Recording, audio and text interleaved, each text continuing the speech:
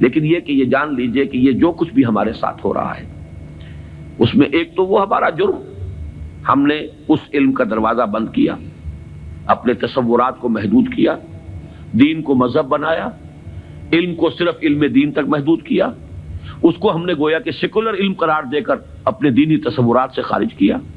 یہ ہماری غلطی، اور اس سے بڑا جرم یہ کہ اس آسمانی ہدایت کے بھی ہم کسٹوڈین تھے پہنچانے کے لیے، اور ہم نے یہ کہ خود اس کو پیٹھ دکھائی، خود اس کو اپنا امام نہیں بنایا، خود اس کو اپنا رہنما نہیں بنایا، اور دوسروں تک پہنچانے کا تو کوئی سروکار ہی نہیں، سوال ہی نہیں۔ اس ڈائگنوسس درست ہے تو اب اس کا حل کیا ہے؟ پہلے تو یہ کہ اپنی ذمہ داری کو ہم پہچانیں۔ ظاہر بات ہے کہ ذمہ داری جتنا بڑا رتبہ ہے اس کی اتنی ہی بڑی ذمہ داری ہے، اور اگر وہ پہلو تو ہی کرے تو اتنی ہی سخت سزا کا مستوجب ہوتا ہے۔ کمتر درجے کی ذمہ داری ہے، کوتاہی بھی ہو گئی ہے تو کمتر درجے کی سزا کفایت کر جائے گی۔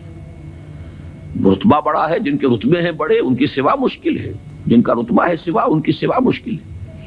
تو ہم کسٹوڈین ہیں اس ڈیوائن میسج کے، گائیڈنس کے، رحمت للعالمین کی رحمت للعالمینی صلی اللہ علیہ وسلم، اس کے امین ہم ہیں۔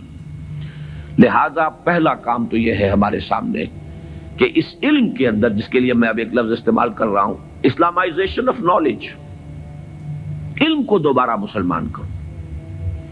یہ علم جو ہے، بڑی پیاری بات اقبال نے کہی تھی، عشق کی تیغ جگردار اڑا لی کس نے، علم کے ہاتھ میں خالی ہے میان ہے ساقی۔ بڑی پیاری تشبیہ ہے یہ۔ عشق سے مراد یہاں وہ ایمان ہے، ایمان کی وہ تیغ جگردار اس میان میں سے نکال لی گئی ہے، خالی نیام رہ گیا ہے۔ یہ پورا سائنٹیفک نالج جو ہے اس خالی نیام کے مانند ہے جس میں سے تلوار عشق نکال دی گئی۔ یہی تلوار عشق اس میں دوبارہ داخل کر دی جائے، ایمان کو اس علم کے ساتھ اگر شامل کر دیا جائے تو در حقیقت سارے مسائل کا حل ہو جائے۔ تو پہلا کرنے کا کام یہ ہے کہ وہ فلسفہ، وہ حکمت، وہ علم جو انسان نے اپنی سورسز کے ذریعے سے حاصل کیا، اس کا صحیح ربط اور تعلق قائم کیا جائے اس علم سے جو وحی کے ذریعے سے انسان تک پہنچا۔ ان کے آپس میں ریکنسائل کرنا، ان کے فصل اور بود کو دور کرنا، اور اس میں قرآن کا دعویٰ ہے۔ اور جو تھوڑی سی بھی واقفیت رکھتے ہیں، واقعہ یہ ہے مورس بکائی نے پوری کتاب لکھ دی کہ آج تک سائنس کے کسی بھی شعبے میں کوئی ایسی دریافت نہیں ہوئی ہے جس نے قرآن مجید کی بیان کردہ کسی شے کو غلط ثابت کیا ہو۔ یہ ایک بہت بڑا معجزہ ہے۔ جیسے قرآن کے اعجاز کا اس وقت سب سے بڑا مظہر کیا تھا کہ تمہارے ہاں بڑے سے بڑے فصیح اور بلیغ اور بڑے بڑے خطیب اور شاعر موجود ہیں، اس قرآن جیسا کلام موضوع کر کے لے آؤ۔ اگر تمہارا خیال ہے کہ یہ اللہ کا کلام نہیں، محمد کا اپنا کمپوزڈ کلام ہے، تو لے آؤ، فاتو بسورۃ من مثلی۔ اور کوئی جھوٹ موٹ کو بھی کوئی جرت نہیں کر سکا، اتنی ان کے اندر کم سے کم شرافت تھی، کوئی جھوٹ موٹ کو بھی سامنے نہیں آیا کہ کہتا کہ یہ ہے، میں کلیم کرتا ہوں کہ یہ قرآن جیسا ہے۔ اسی طرح آج کا سب سے بڑا معجزہ یہ ہے کہ قرآن مجید 1400 برس قبل کی کتاب، اور آپ کے شاید علم میں ہوگا ٹورنٹو میں، کینیڈا میں، جو وہاں کی یونیورسٹی ہے، اس میں جو ایمبریولوجی کے جو سب سے بڑے ماہر ہیں، جن کی کہ ٹیکسٹ بک پوری دنیا میں چل رہی ہے ایمبریولوجی کی، علم جنین، حیران رہ گیا ہے وہ شخص کہ 1400 برس قبل، جبکہ ابھی مائکروسکوپ کا کوئی وجود نہیں تھا، اتنی کریکٹ ڈسکرپشن ایمبریولوجی کے سٹیجز، اس قدر صحیح اس کی جو ہے ڈسکرپشن، یہ ڈسکرپشن کہ بچہ جو ہے ماں کے پیٹ میں 3 جھلیوں کے اندر 3 دیواروں فی ظلمات ثلاث پرورش پاتا ہے۔ ابھی تو کوئی ڈسیکشن نہیں ہوئی تھی ہیومن باڈی کی، یہ جو فزیولوجی ہے اور اناٹومی بھی اس کا علم انسان کو نہیں تھا۔ یہ حقائق کیسے آئے؟ اسی لیے قرآن کہتا ہے، اس کا دعویٰ ہے سنوریہم آیاتنا فی الآفاق وفی انفسہم حتی یتبین لہم انہ الحق۔ قریب انہیں دکھائیں گے اپنی نشانیاں اور آیات، آفاق میں بھی، ان کے اپنے اندر، اپنے نفس میں بھی، یہاں تک کہ یہ بات بالکل ثابت ہو جائے گی کہ قرآن حق ہے۔ پہلے ہمیں اسے برنگ آؤٹ کرنا ہے، اس کو سامنے لانا ہے۔ پھر یہ کہ وہ حکمت اور فلسفہ، اور ادھر سے ایمان، جس کو کبھی مولانا روم نے کہا تھا چند خانی حکمت یونانیاں حکمت ایمانی آرا ہم بخاں. کب تک یونانیوں کی حکمت پڑھتے رہو گے، اس کا فلسفہ پڑھتے رہو گے؟ کبھی قرآن کا فلسفہ، قرآن نے جو حکمت سکھائی ہے اسے بھی پڑھو. یہ ریویلڈ نالج ہے، یہ ریویلڈ وزڈم ہے، یہ ایکوائرڈ نالج ہے، یہ ایکوائرڈ وزڈم ہے. ان دونوں کے درمیان ربط قائم ہونا چاہیے، جو علم کلام کا موضوع رہا ہے ہمیشہ. آج ضرورت ہے ایک نئے علم کلام کی، اس لیے کہ وہ قدیم علم کلام جو تھا وہ اس فلسفے کے حوالے سے تھا جس کی بنیاد منطق تھی. آج جو علم کلام ہے وہ چاہیے جو سائنٹیفک ڈیٹا جو انسان نے کلیکٹ کیا ہے اس کے ساتھ صحیح ربط و تعلق قائم کرے قرآن مجید کا اور اس کی دی ہوئی تعلیمات کا. اس سے یہ ہے کہ یہ گیپ جو ہے وہ برج ہوگا اور اس کے اندر ایک توحید کا رنگ پیدا ہوگا بجائے سنویت کے، یہ علم اور یہ علم اور.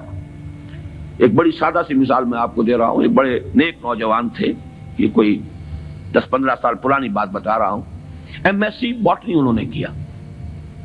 ریلیجس ایکٹیوسٹ، بڑے میدان میں مذہب کے لیے بڑے جوش و خروش سے کام کرنے والے. میں نے ان سے پوچھا کہ آپ کا کیا خیال ہے ڈاروین کے نظریے کے بارے میں؟ کہنے لگے کفر ہے. میں نے تھوڑا سا پاز کیا، میں نے کہا ٹھیک ہے وہ کفر تو ہے، لیکن تم نے کیا ہے، وہ مجھ سے کافی چھوٹے ہیں عمر میں نے کہا تم نے کیا ہے MSc باٹنی. مجھے تو اس حوالے سے بتاؤ کہ جو اس بایولوجی کے فیلڈ میں اس کے لیے جو دلائل ہیں، جو اس کے لیے شہادتیں ہیں، جو اس کے لیے ثبوت دیے گئے ہیں، ان کے بارے میں کیا رائے ہے؟ تو بلیو می ان کا جواب یہ تھا وہ تو بہت کنونسنگ ہے. یہ ہے وہ سپلٹ پرسنالٹی.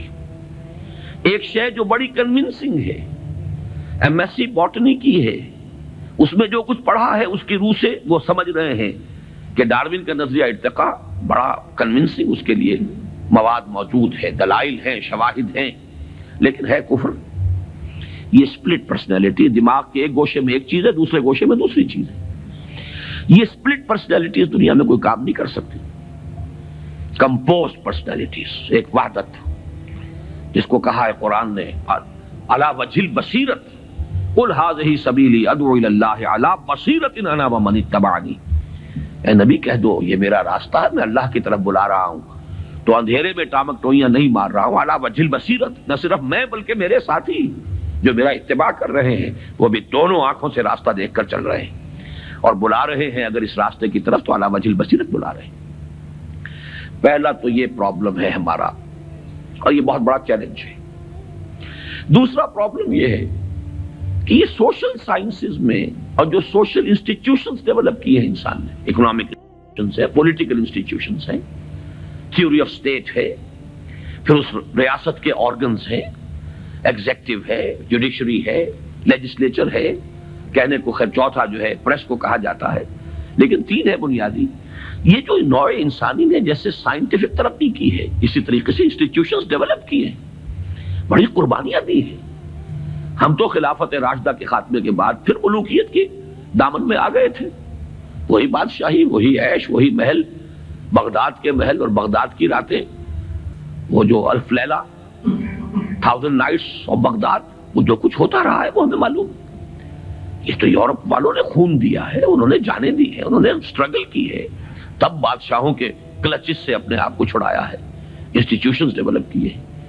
لیکن یہ کہ ان انسٹیٹیوشنز کو اب یا تو یہ ہے کہ بالکل ایک مرعوب ذہنیت کے ساتھ، ڈیفیٹسٹ مینٹیلٹی کے ساتھ جوں کا تو ہم ایکسپٹ کر رہے ہیں، یا یہ کہ ٹوٹلی ریجیکٹ کر رہے ہیں. حالانکہ دونوں چیزیں انلاجیکل ہیں.